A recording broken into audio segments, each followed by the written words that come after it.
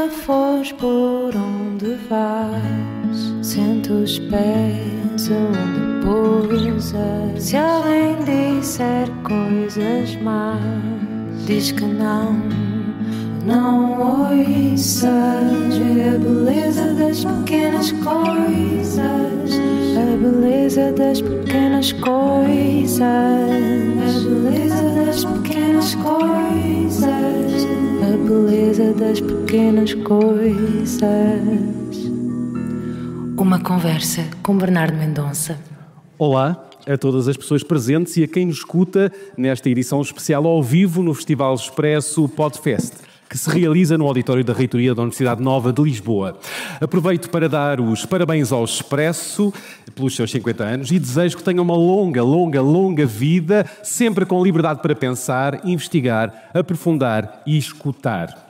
Vivemos tempos desafiantes, com várias ameaças à democracia na Europa e no resto do mundo, como é o caso da América, com Trump e Elon Musk, e o jornalismo e os jornalistas são peças fundamentais para a garantia de liberdade, do apuro da verdade dos factos e do escrutínio dos poderes. E nessa demanda, os podcasts são cada vez mais essenciais, até para darem voz a quem não a tem nos habituais espaços mediáticos. E para darem a conhecer outras realidades além da nossa, para que possamos olhar mais longe e cruzarmos mundos além da nossa bolha, da espuma, do café e do nosso umbigo. Quando comecei nesta aventura dos podcasts, em 2015, no Expresso, dei um salto de fé. De facto, a Beleza das Pequenas Coisas foi o primeiro podcast nativo do Expresso e se isso envolveu, claro, muita vertigem e adrenalina, envolveu, acima de tudo, uma grande liberdade para fazer algo que sempre gostei muito e que eu acredito vocês também. Escutar os outros com tempo e curiosidade. Porque o desafio de criarmos em terrenos menos explorados e mais desformatados é tentador. Acredito que podemos chegar mais longe quando há espaço para arriscar, inovar, ousar fazer diferente. E eu nunca conseguiria ter feito isto sem o apoio das equipas, dos sonoplastas com quem tenho trabalhado, ou sem a confiança do Expresso e de todas as direções até hoje, como é o caso atual de João Vieira Pereira e da Joana Beleza e na altura do Ricardo Costa. Grato por isso. Este podcast celebra então 10 anos e eu quis celebrar este momento aqui com vocês, com uma das escritoras que eu mais gosto e admiro. Nem sempre concordo com ela, mas ainda bem. Ambos gostamos da liberdade de pensamento e acreditamos no poder da escuta, da leitura e do diálogo. Falo da Isabela Figueiredo, que dispensa apresentações, mas importa nomear os romances Caderno de Memórias Coloniais, A Gorda, e o mais recente, Um Cão no Meio do Caminho. E avanço já em primeira mão que há novidades no caminho, pois é lá para o final do ano Isabela Figueiredo vai lançar um novo romance. O que é que a Isabela pode adiantar sobre isto? Eu vou perguntar, ou talvez arrancar a ferros. Vamos ver.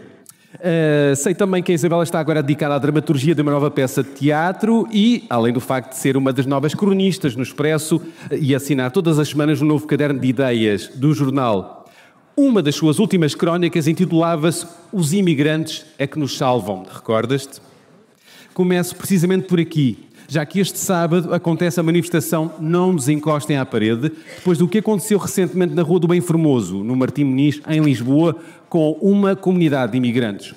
A discussão é complexa, merece, então, debate, diálogo, políticas à altura, mas com base em dados e não em percepções. Se a democracia vive de liberdade, equidade e dignidade garantida para todas as pessoas que vivem no nosso país, estarão os valores da nossa democracia em risco e encostados à parede? Quão fascinante é sermos capazes de criar aquilo que imaginamos. Transformamos ideias em invenções, sonhos em projetos, viagens em aventuras. Como fez o escritor e aventureiro Antoine de Saint-Exupéry, inspirando geração após geração com o encanto da possibilidade. Como fez a DS Automobiles, criando uma coleção exclusiva em sua homenagem.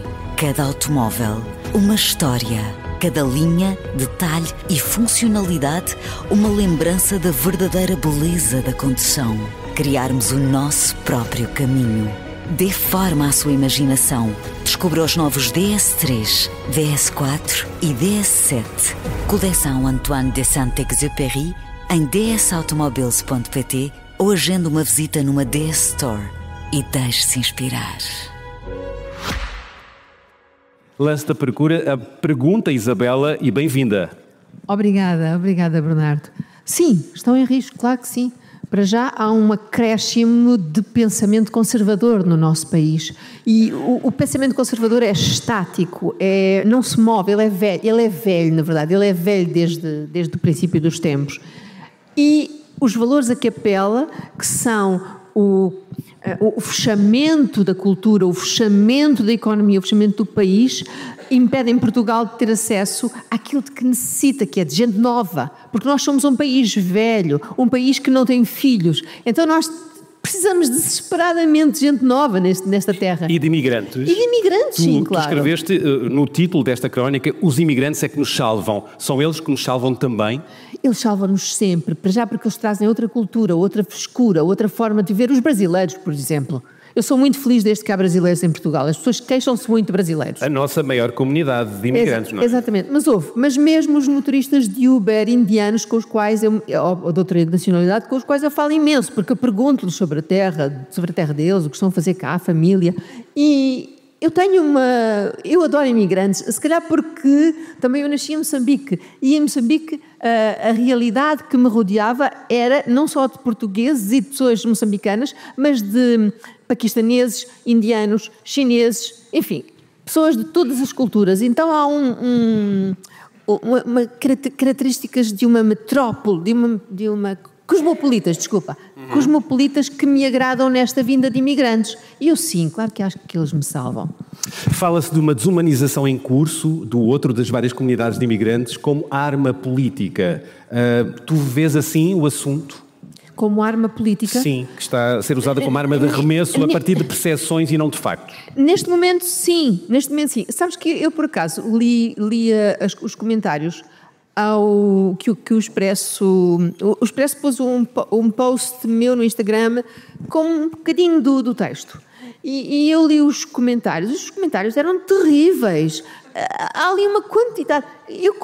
Normalmente as caixas de comentários são terríveis, mas aquelas revelavam uma ignorância profunda do que é um país, do que é um país, de como é que se faz um país.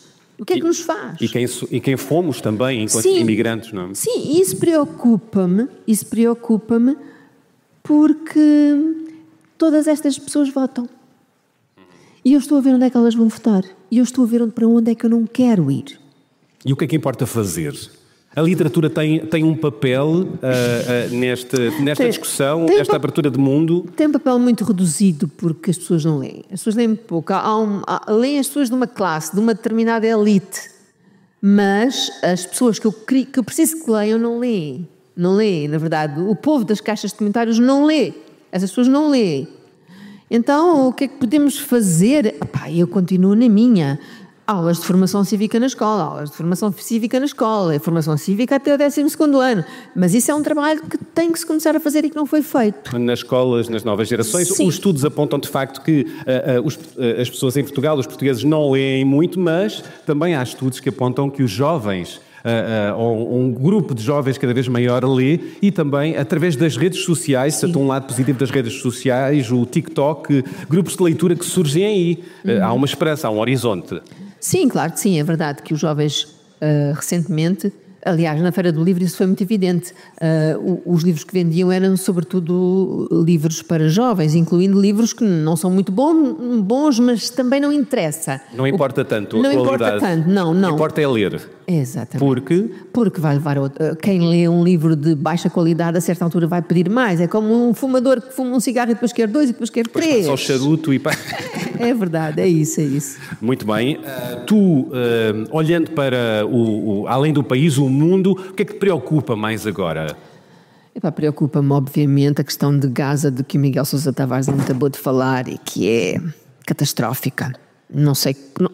Eu concordo totalmente com o que ele disse. Eu acho que toda aquela gente vai ser terrorista no futuro. Quer dizer, não se pode suportar aquilo. Há um trauma. Como os palestinianos estão a sofrer em Gaza e não só. Sim. Mas também me preocupa muito o surto de direita que graça na Europa, na América Latina, na América do Norte. Tudo. Eu estou a ver o mundo muito... a fechar-se num lado muito conservador e muito direita. Isso preocupa-me, claro. Porque tudo isso é a ausência de liberdade e a liberdade para mim é fundamental. E nós falamos aqui e ali, até com um copo na mão, sobre como te preocupa as conversas de café, que começam a ser cada vez mais irrespiráveis. Os amigos ou pessoas próximas tuas que estão a ficar cada vez mais ultraconservadoras e com cada vez mais preconceitos em relação aos outros diferentes, em relação às mulheres, para aí fora. Sente-se isso cada vez mais?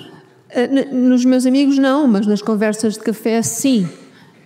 E nas conversas que eu ouço na aldeia também. Tu mudaste para o campo, para a aldeia? Mudei para o campo e gosto muito de estar lá porque é bom para escrever, há silêncio, há sossego, há uma paz enorme, não há barulho, a confusão de Lisboa. E há mais preconceito? Muito mais preconceito. Ui, então? Muito mais.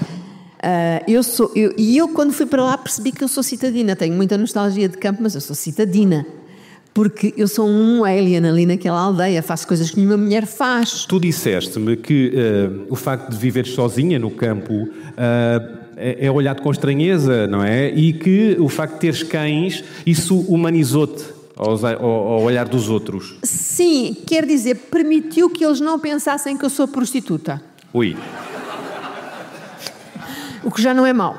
Pronto. Mas... É um ponto de partida para o diálogo. É um ponto de partida para o diálogo, mas, por exemplo, um domingo à tarde em que eu vou ao café beber um refrigerante, uma coisa inofensiva. Eu sou a única mulher entre 14 homens.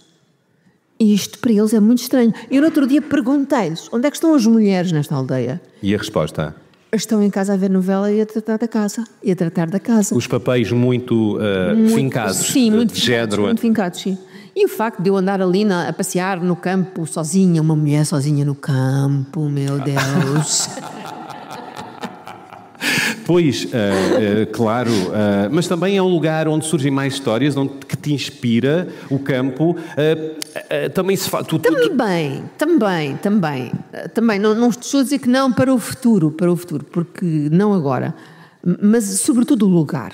O lugar é muito importante, é um pequeno refúgio para escrever, porque o silêncio com o barulho dos passarinhos, aquilo tudo é muito, muito atrativo. Pois, dá-me inveja a tu que tens escrito e escreveste no teu último romance muito sobre a solidão na cidade, a forma como estamos solitários em caixotes e nos prédios, mas também se fala sobre a solidão no campo. Mas não sentes essa solidão, mulher citadina no campo? Não, mas não aguento muito tempo no campo. Não, aguento 12, 13 dias e a seguir quero vir à cidade, mergulhar no centro comercial.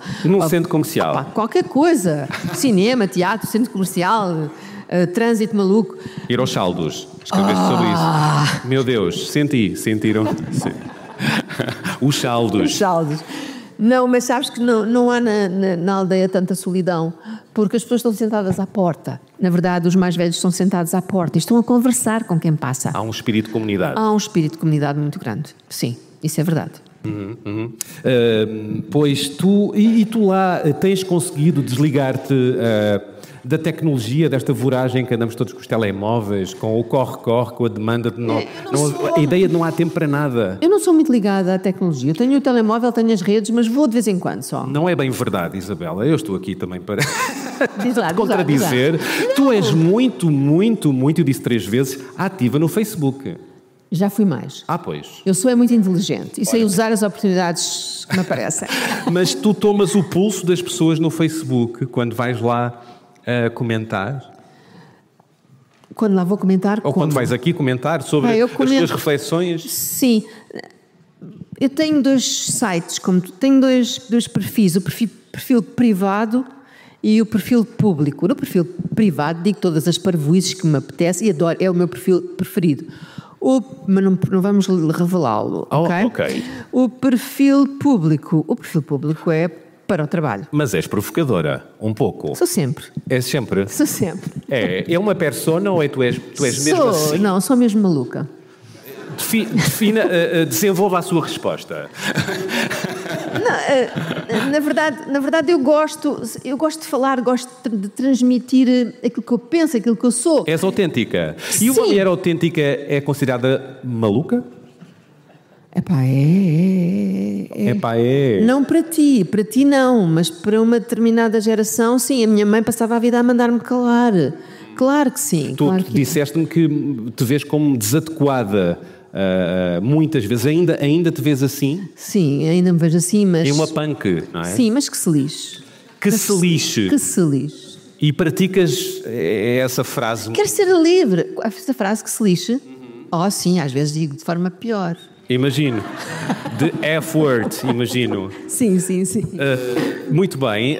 Estávamos a falar de redes sociais, de telemóveis. Não quero deixar de te perguntar como é que encaras os desafios da inteligência artificial? Se com interesse, curiosidade, preocupação, desinteresse? Olha, eu não sei falar muito sobre esse assunto, porque como tenho algum medo, eu também não me informo muito, porque tenho medo, não quero saber, ok, façam o que quiserem, eu não quero saber. Não, tenho algum medo. Tenho medo, sim. Pronto. Quanto à literatura, não posso deixar de dizer que estás a preparar, não sei se já o escreveste, vem aí um novo livro teu. Bem? É? Um novo romance. Um novo romance. O que é que tu podes adiantar sobre isso? Muito pouco. Mas vá lá, estamos aqui só nós. Está bem, ok. Estamos só eu e tu não vais contar a ninguém. Não, confesso que não, mas quero saber um pouco. Está bem. Então é assim, no próximo livro eu quero ter uma longa conversa com o meu pai, morto. E quero regressar a algumas das temáticas do caderno de memórias coloniais. A questão da vida em África... Da vida em África e da vida em Portugal de uma miúda de 12 anos que vem para aqui atirada aos louros. A questão do retorno, dos retornados. A questão do retorno, sim. Quero muito voltar a isso, mas estes temas são muito sensíveis nos dias de hoje, de maneira que tenho que ter cuidado, cuidadinho com o que digo. Cuidadinho, mas também essenciais de discutir, não achas? A discutir, olhar para o passado com mais dados e com mais diálogo. Sim, mas não sei se estás a ver uma coisa aqui fundamental. Eu escrevo literatura e eu não posso cancelar uma personagem. Eu não posso cancelar o pensamento de uma personagem. E a literatura não é uma boa lente também para olhar para o passado, para refletir sobre o passado? Sim. Claro. Sim, claro que sim. Mas imagina que eu tenho meu pai no cena a dizer coisas desagradáveis. Ele vai dizê-las. Tens receio de ser cancelada? Usaste a palavra. Estou-me nas tintas. Não tenho medo nenhum, cancelem-me à vontade. Eu vou continuar a fazer aquilo que eu quero e aquilo que eu acho que deve ser feito. Vais regressar às tuas memórias e às tuas feridas. Tu dizes que escreves sobre assuntos que partem da tua ferida aberta. Não, exatamente. Vou da minha ferida aberta. Tua ferida aberta. Sim, porque eu vou voltar ao tempo em que eu não sei nada da minha família, do meu pai, que eu não sei onde é que eles estão, nem como é que estão a viver, nem eles sabem de mim. Esse vazio de 10 anos entre os meus 12 e os meus 22 anos, em que eu não sei nada dos meus pais e os meus pais não sabem nada de mim. Estavas cá em Portugal? Estava em Portugal e em Moçambique. E não havia telemóvel. Havia telefone, mas era preciso telefonar para a Marconi e pedir uma chamada, blá, blá, blá. Eu não sei nada da vida deles. Eles não sabem nada da minha vida. E então eu quero muito ir aí. E vais também ao contexto, não é? Contexto. Há muitas opressões. Falas dessa e há outras. Sim, falo de todas. Eu quero ter uma longa conversa com o meu pai. Percebes? Uma longa conversa. É uma forma de o escutares um pouco mais, de conversares um pouco mais com ele através deste livro. É também uma forma de eu e ele encontrarmos alguma paz. Porque tu disseste-me em tempos, e corrige-me por favor se eu estiver enganado, que havia uma certa zanga tua com ele. Que claro. Até pelo facto dele ter vivido uma época de uma maneira que que te desconfortava, com uma consciência tua que foste ganhando sobre o colonialismo, no caso. E é também para curares essa zanga? O meu pai é o meu amor. O meu pai é o meu amor. Eu continuo a procurar, por exemplo, namorados parecidos com o meu pai. Portanto, isto é totalmente freudiano. E tu escreves muito sobre o amor e o desamor, não é? Sim. Mas o que eu quero dizer com isto é que o meu pai, sendo o meu amor, é a pessoa mais importante da minha vida, é a pessoa que mais me orienta, que mais me guia. E o facto do meu pai ter uma grande mancha, que teve sempre, que eu percebi desde nova, isso frustrou-me, tornou-me infeliz. Que mancha é essa? Chama-se racismo. E chama-se também fascismo, as duas coisas juntas. O meu pai era um homem do Estado Novo, que defendia os valores do Estado Novo. E simultaneamente era um colónio racista. E isso é algo que vim com um chip de boomer, já não. Baby Baby boomer, já não aceito, não dá, eu não aceito. E como é que se ama alguém com uma mancha dessas? É a questão, não é? Conseguimos todos amar pessoas com grandes defeitos. Todas as pessoas que estão aqui, todos nós gostamos de pessoas que têm grandes defeitos. E importa manter o diálogo, embora discordando de forma às vezes veemente, não é? E importa dialogarmos intimamente com este amor-ódio. Dialogar com este amor-ódio. Deixá-lo existir. É importante. Esse livro está escrito? Está já bastante escrito e agora vai entrar uma parte muito difícil que eu tenho estado a adiar. Então? Não te vou contar mais nada. Não penses que me arrancas mais nada. E vai sair no final do ano? Sim, na rentrée, como sabes, é a rentrée. A rentrée, falaste agora francês. Eu faço. Então, mas há outra maneira de dizer? Não sei, não sei. Pergunto. Eu só sei dizer rentrée littéraire. Littéraire. Sim. Muito bem. Nas conversas que ouvimos e que andamos a ler, as notícias, fala-se muito das presidenciais e também das autárquicas, o que vem aí, embora estejamos no arranque deste ano. Há uma lista de candidatos na fila. E eu agora pergunto também se é um assunto que te interessa, as presidenciais ou as autárquicas, se tens um favorito ou uma favorita? As presidenciais serão, ou as autárquicas, que não me interessam nada neste momento, tornar-se-ão importante quando eu tiver mulheres na corrida. E tens alguma sugestão de uma mulher que pudesse ser Presidente da República? Por acaso tenho. Ai, então. Uma que já esteve para lá entrar, que foi a Marisa Matias, e a Ana Gomes. Gostaria muito de as ver na fila. Que já tentaram mais de uma vez. Ana Gomes não. Acho que não me lembro da Ana Gomes ter. E dirias que o país não está preparado para uma mulher na presidência? Não está preparado para mulheres em lugares altos. Não está. Isto não está a mudar?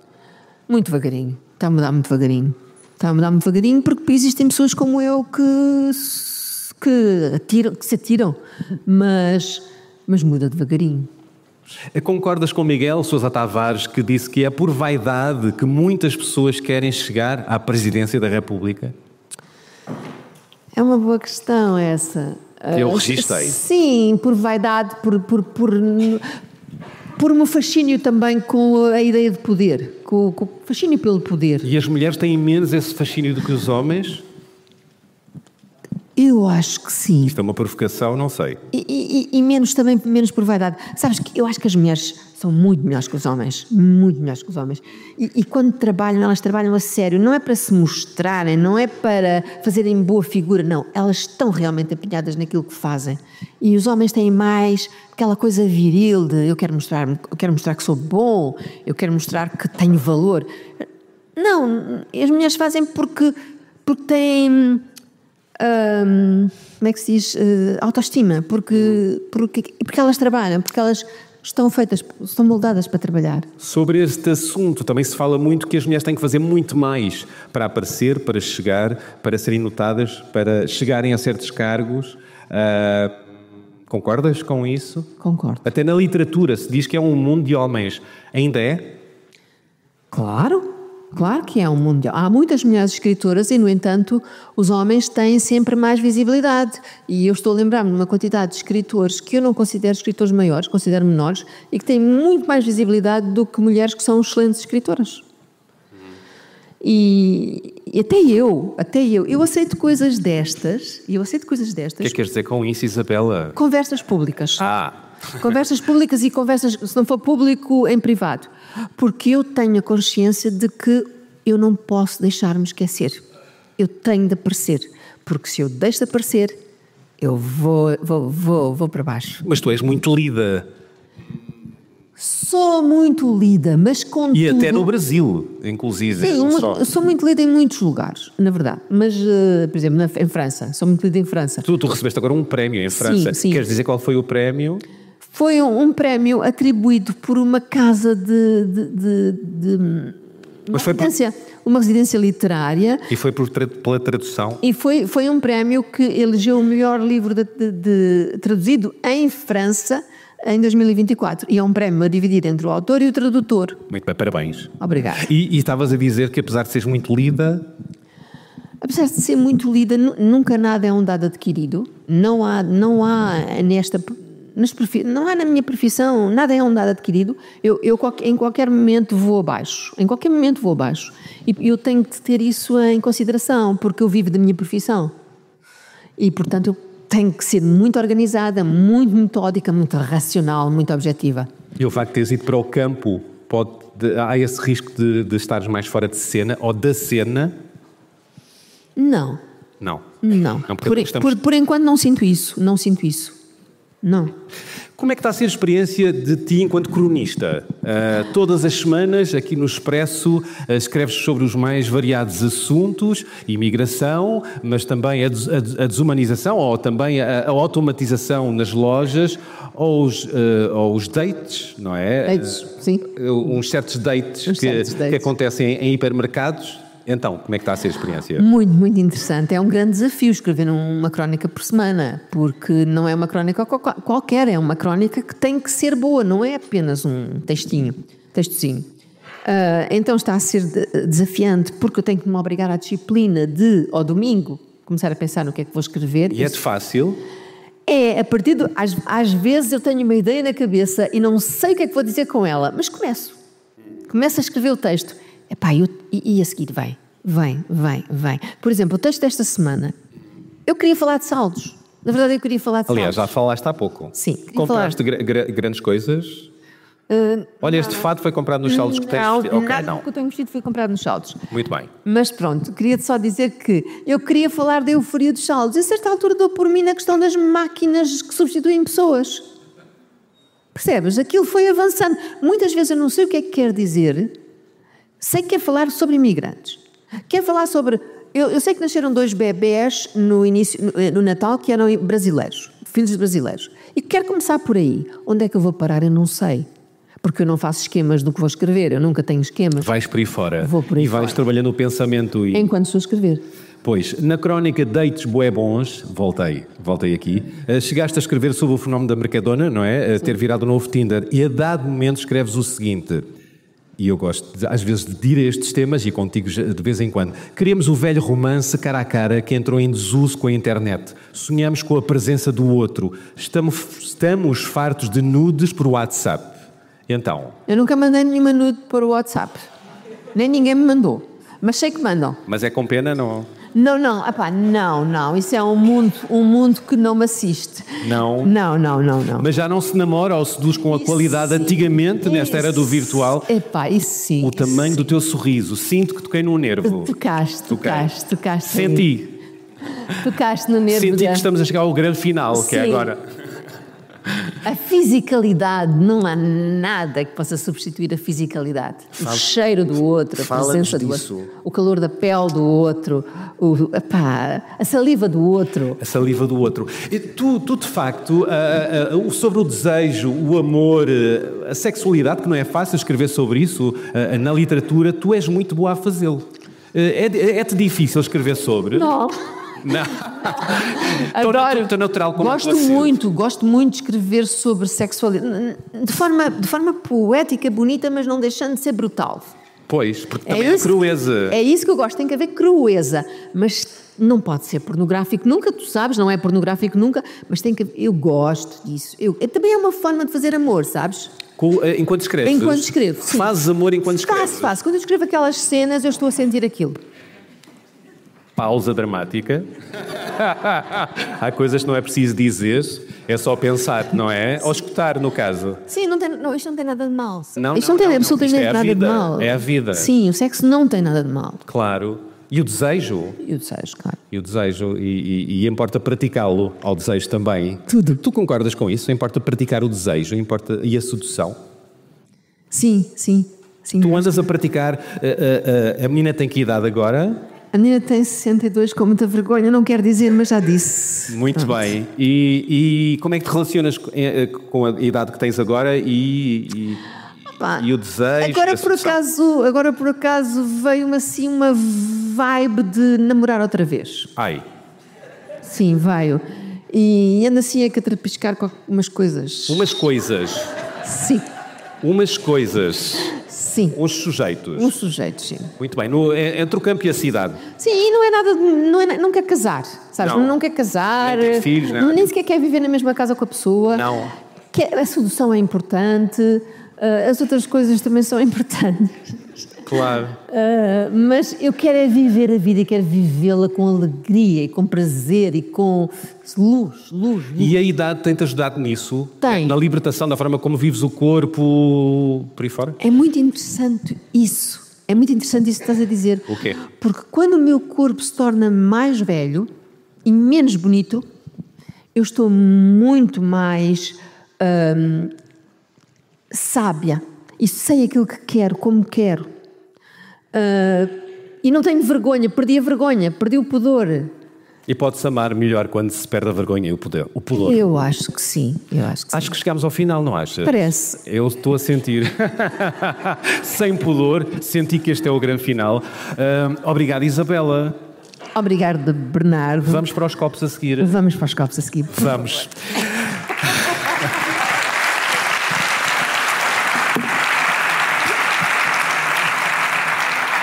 E terminamos este episódio especial ao vivo no Auditório da Nova de Lisboa. Obrigado mais uma vez a todas as pessoas que nos assistem e quem nos escuta. E um agradecimento a todos os sonoplastas que nos acompanham. Quero nomear todos aqueles que fizeram até agora parte do podcast A Beleza das Pequenas Coisas. João Santos Duarte, José Sudovim Pinto, Ruben Tiago Pereira, João Luís Amorim, Gustavo, João Martins e o atual João Ribeiro. Para fechar, trago uma novidade que me dá muito gosto de comunicar. Em breve, no Expresso, poderá ouvir o Tal Podcast, um projeto onde, desde novembro de 2023, cabem todas as vozes da lusofonia e da diáspora africana, em entrevistas de vida guiadas por Georgina Angélica e Paula Cardoso, que já esteve aqui neste podcast, que estão esta tarde connosco, ali sentadas, a celebrar os podcasts e o poder do som. Uma salva de palmas para elas.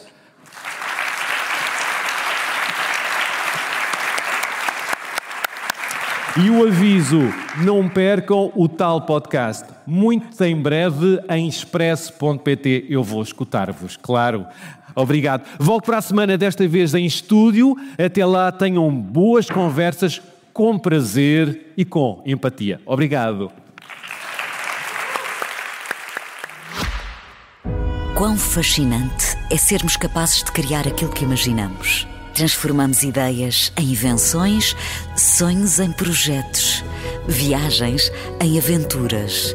Como fez o escritor e aventureiro Antoine de Saint-Exupéry, inspirando geração após geração com o encanto da possibilidade. Como fez a DS Automobiles, criando uma coleção exclusiva em sua homenagem.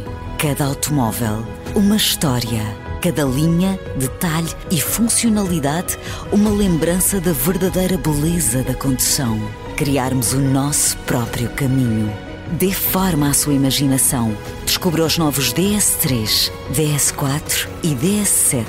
Coleção Antoine de Saint-Exupéry em dsautomobiles.pt ou agende uma visita numa DS Store e deixe-se inspirar.